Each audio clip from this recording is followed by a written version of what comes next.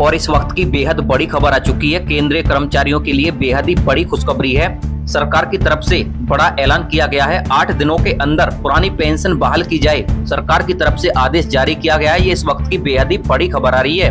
और इससे पहले अगर आपने अभी तक चैनल को सब्सक्राइब नहीं किया है तो सब्सक्राइब कर लें और साथ में बेल आइकन दबा दें ताकि हमारे आने वाले वीडियो की नोटिफिकेशन आप तक सबसे पहले पहुंचे। अगले 8 दिनों में एनपीएस से ओपीएस में आएंगे केंद्रीय कर्मचारी। 30 नवंबर से पहले जारी होगा फाइनल ऑर्डर। सभी कार्यालय प्रमुखों को मौखिक तौर से बताया जा रहा है कि तय नियमों के अनुसार जो भी कर्मचारी अधिकारी पुरानी पेंशन के लाभ के हकदार हैं, उनकी फाइल पूरी कर 30 नवंबर से पहले अंतिम आदेश जारी कर दिए जाएं। केंद्र सरकार में पुरानी पेंशन लागू करने के लिए रैलियां हो रही हैं और कर्मचारी संगठनों द्वारा सरकार को ज्ञापन सौंपे जा रहे हैं। पेंशन बहाली की मांग को लेकर अनिश्चितकालीन हड़ताल के लिए रेलवे और रक्षा विभाग में वोटिंग के जरिए कर्मियों की राय ली जा रही है और दूसरी तरफ विभिन्न सरकारी विभागों में कुछ कर्मियों और अधिकारियों को पुरानी पेंशन व्यवस्था में शामिल करने के लिए फाइलों ने भी रफ्तार पकड़ ली है। केंद्रीय मंत्रालयों और विभागों के पास अब महज 8 दिन बचे हैं। उक्त अवधि में ही उन्हें सभी औपचारिकताएं पूरी कर उन कर्मियों और अधिकारियों की सूची जारी करनी होगी जिन्हें एनपीएस से ओपीएस में शामिल किया गया है। अगली बड़ी खबर की बात करें तो पुरानी पेंशन को मिला है भरपूर समर्थन। जी हाँ, ये इस वक्त की बेहद ही बड़ी खबर आ रही है। पुरानी पेंशन को कर्मचारियों का भरपूर समर्थन मिला है। 99.9% ने अनिश्चितकालीन हड़ताल के पक्ष में की है वोटिंग। तो ये इस वक्त की बेहद ही बड़ी खबर आ रही है। कर्मचारियों ने 99.9% ने अनिश्चितकालीन हड़ताल के पक्ष में अपनी वोटिंग की है। पुरानी पेंशन बहाली को लेकर केंद्र सरकार के रक्षा विभाग में कर्मचारियों का जबरदस्त समर्थन मिला है। सरकार द्वारा पुरानी पेंशन बहाल नहीं की जाती है तो रक्षा विभाग के करीब 4 लाख कर्मचारी अनिश्चितकालीन हड़ताल पर जा सकते हैं। ओपीएस के लिए गठित national joint council of action की संचालन समिति के वरिष्ठ सदस्य और एआईएफटीएफ के महासचिव श्री कुमार का कहना है कि अनिश्चितकालीन हड़ताल के बारे में रेलवे और डिफेंस कर्मियों का मत जानने के लिए 20 और 21 नवंबर को स्ट्राइक बैलेट कराया गया था और इसमें डिफेंस की 400 यूनिटों के कर्मचारियों ने हिस्सा लिया। लगभग 99% कर्मचारियों ने राष्ट्रव्यापी अनिश्चितकालीन हड़ताल के पक्ष में मतदान किया है।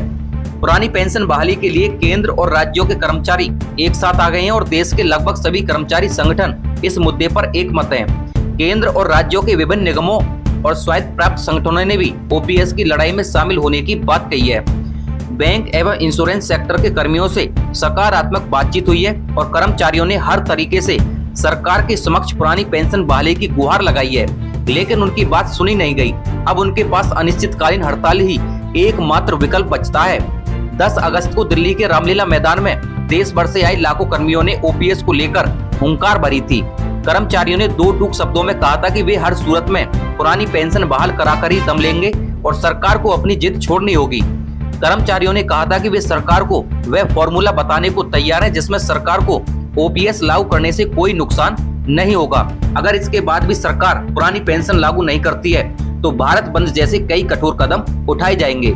लोकसभा चुनाव से पहले पुरानी पेंशन लागू नहीं होती है तो भाजपा को उसको खामियाजा भुगतना पड़ेगा। कर्मियों और पेंशनरों और उनके रिश्तेदारों को मिलाकर यह संख्या 10 करोड़ के पार चली जाती है और चुनाव में बड़ा उलटफेर करने के लिए यह संख्या निर्णायक है। तो ये इस वक्त की बेहद ही बड़ी खबर आ रही है।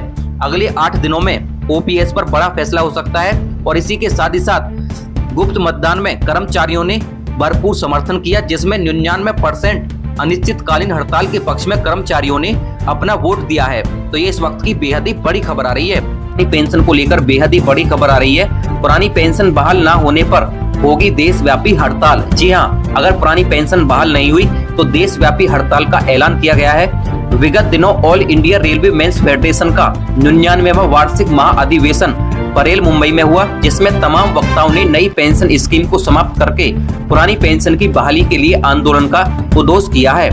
निर्णय लिया गया है कि यदि सरकार जल्द पुरानी पेंशन बहाली की घोषणा नहीं करती है तो एआईआरएफ और इसके घटक यूनियन के साथ एनजेसीए से जुड़े हुए तमाम स्टेट गवर्नमेंट की कर्मचारी यूनियनें और शिक्षक कश्मीर से कन्याकुमारी तक हड़ताल पर जाएंगे। ये बेहद बड़ी खबर आ चुकी है। केंद्रीय कर्मचारी और सरकारी कर्मचारी और जितने भी पेंशनर हैं, आपके 18 महीने के डीए एरियर को लेकर सरकार की तरफ से बेहद बड़ा ऐलान किया गया है।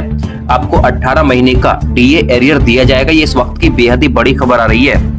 केंद्र सरकार के कर्मचारी और पेंशन भोगियों कि कोरोना काल में रोके गए 18 महीने के डीए एरियर के भुगतान को लेकर लंबे समय से मांग कर रहे हैं। केंद्र सरकार ने कोरोना काल के दौरान जनवरी 2020 से जून 2021 तक 18 महीने का महंगाई भत्ता और महंगाई राहत की 3 किस्तें रोक ली थी और उस वक्त सरकार ने आर्थिक स्थिति ठीक नहीं होने की बात कही थी। राष्ट्रीय परिषद जेसीएम के सचिव शिव गोपाल मिश्रा ने तब कैबिनेट सचिव के साथ हुई कैबिनेट बैठक में इस मुद्दे को उठाया था। कर्मियों को उम्मीद है कि उन्हें बकाया राशि मिल जाएगी। एरियर के लिए कर्मचारी संगठनों ने केंद्र सरकार को सुप्रीम कोर्ट के कई फैसलों का हवाला दिया था। श्री कुमार के अनुसार सुप्रीम कोर्ट ने अपने फैसले में कहा था कि वेतन और पेंशन पर कर्मचारियों का पूर्ण अधिकार है। राष्ट्रीय परिषद जेसीएम के सचिव कर्मचारियों ने अपने पत्र दिनांक 16/4/2021 के माध्यम से डीए और डीआर को फ्रीज करने के सरकार के फैसले का बड़ा विरोध किया था।